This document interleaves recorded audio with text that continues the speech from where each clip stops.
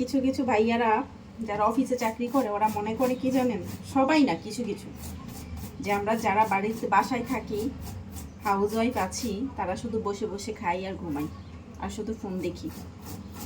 কিন্তু এটা ছাড়াও যে আমাদের বাসায় কত কাজ থাকে চিন্তা করেন। মাছ পরিষ্কার করতে করতে জীবন শেষ হয়ে যাচ্ছে। ঘর ঘর গুছানো, তারপরে রান্না বান্না সব কিছু একটা আমাদের উপরই তো দায়িত্ব, কিন্তু তারপরও দিন শেষে শুনতে হয় যে কি করো তোমরা বাসায় বসে, শুধু শুয়ে বসে থাকো। কেমনটা লাগে বলেন তো? পরিষ্কার করতে করতে আমার অবস্থা খারাপ হয়ে যাচ্ছে। এই যে শিং মাছটা একদম আমি সাদা বানিয়ে ফেলেছি।